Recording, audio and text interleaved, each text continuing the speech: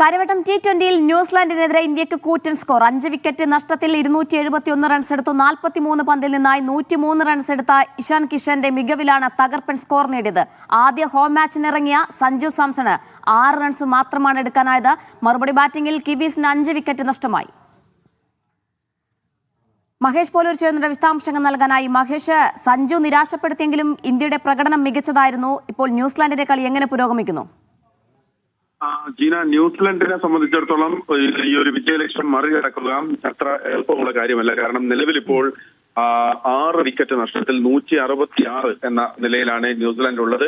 35 പന്തിൽ 105 റൺസ്. ഇനിയിപ്പോൾ 34 പന്തിൽ 105 റൺസ് വിജയലക്ഷ്യമാണ് ഇനിയിപ്പോൾ ന്യൂസിലൻഡിന് മുന്നിലുള്ളത്. അവരെ സംബന്ധിച്ചിടത്തോളം ഈ ഒരു ലക്ഷ്യം മറികടക്കുക എന്നുള്ളത് വളരെ ശ്രമകരമായിട്ടുള്ള ഒരു കാര്യം തന്നെയാണ്. അവരുടെ നിരയിൽ മറുപടി ബാറ്റിംഗിന് ഇറങ്ങിയ ന്യൂസിലാൻഡിന്റെ നിരയിൽ അവരുടെ ഓപ്പണർ ഫിൻ അലൻ, അദ്ദേഹമാണ് മികച്ച രീതിയിൽ അദ്ദേഹം ബാറ്റ് വീശിയത്. 80 റൺസ് ഫിൻ അലൻ നേടുകയും ചെയ്തു. ഇന്ത്യയെ സംബന്ധിച്ചിടത്തോളം ഇന്ന് നേരത്തെ ജീന തുടക്കത്തിൽ പറഞ്ഞതുപോലെ സഞ്ജു സാംസൺ മാത്രമാണ് ഇന്ത്യയുടെ ബാറ്റിംഗ് നിരയിൽ നിരാശപ്പെടുത്തിയത്. പക്ഷേ ബാക്കി കളിച്ച താരങ്ങളെല്ലാം തന്നെ, അഭിഷേക് ആണെങ്കിൽ 30 റൺസ് എടുത്ത് അദ്ദേഹം ഒരു മികച്ച തുടക്കം നൽകി. അതിന് പിന്നാലെ സഞ്ജു പുറത്തായതിന് പിന്നാലെ എത്തിയ ഇഷാൻ കിഷനാണ് ഇന്ന് കാര്യവട്ടത്തെ ത്രസിപ്പിച്ച താരം. മിന്നുന്ന പ്രകടനമാണ് ഇഷാൻ കിഷൻ നേടിയത്. T20-യിൽ അദ്ദേഹത്തിന്റെ കരിയറിൽ ആദ്യ സെഞ്ചുറി കൂടി അദ്ദേഹം നേടി. കേവലം 42 പന്തിലാണ് ഇഷാൻ സെഞ്ചുറി തികച്ചിരിക്കുന്നത്. അതിൽ തന്നെ 10 സിക്സറുകളും 6 ബൗണ്ടറികളും ഉൾപ്പെടുന്ന ഒരു വെടിക്കെട്ട ബാറ്റിംഗ്. ഏതായാലും ഇഷാൻ കിഷന്റെ മികച്ച പ്രകടനമാണ് ഇന്ന് ശ്രദ്ധേയമായത്. സഞ്ജു സാംസൺ